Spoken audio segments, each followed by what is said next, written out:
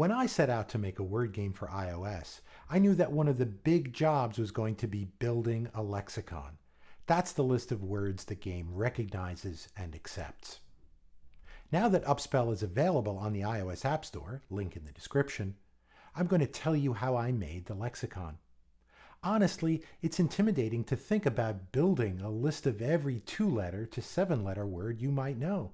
Maybe you know a lot of words. Lucky for me, this isn't my first lexicon. Back in the summer of 2005, I was working at Apple, and I got invited to join a team with a secret code name, Purple. That project became the iPhone, and my job was to make the touchscreen keyboard, and yeah, I came up with ducking autocorrection.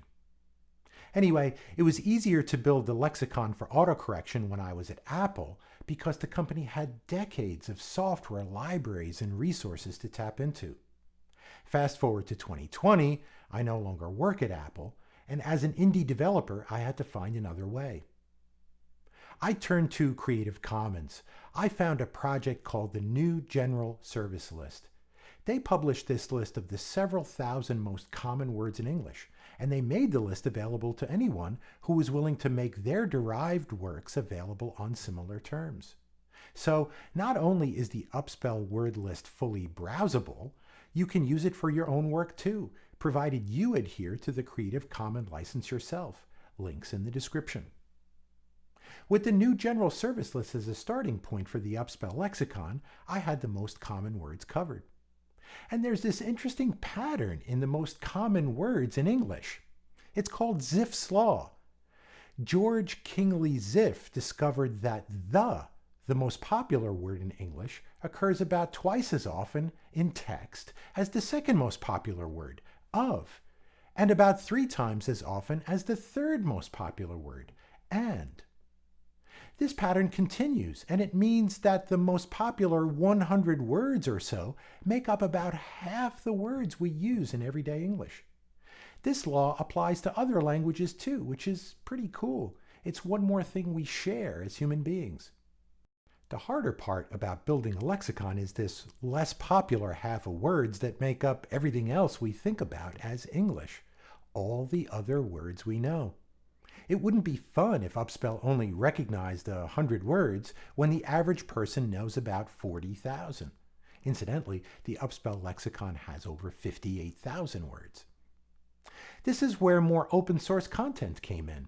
Check out the About section in the Upspell Extras. If you scroll down, you'll see references to the other word lists I used to make the lexicon for Upspell. My plan to build out the rest of the lexicon came in 3 steps. First, I wrote a script to scan through all those other lexicons and build the set of words that appeared in all of them. I added those to the Upspell lexicon right away. I used Ruby to write the scripts, and since I enjoy programming in Ruby, this was fun. Next, I wrote more scripts to look at the words I already had and tried to build more words out of them.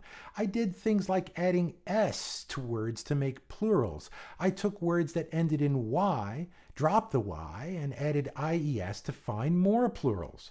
I took all the words and added Y to try to make adjectives. I wound up with a couple dozen rules like this. One more was adding ing to find present progressive verb forms. If any of these candidate words appeared in even one of those other lexicons, I looked at it. This third step was the tedious part. I scanned lists for hours and hours and hours to make decisions about what to include in my lexicon. That was 2 weeks of pretty tiring work, but it was necessary to make a list that will be fun rather than frustrating. One more frustrating part was something I already mentioned in the video I made to introduce Upspell: proper names. So many word games don't include proper names in their lexicons, and I don't really know why.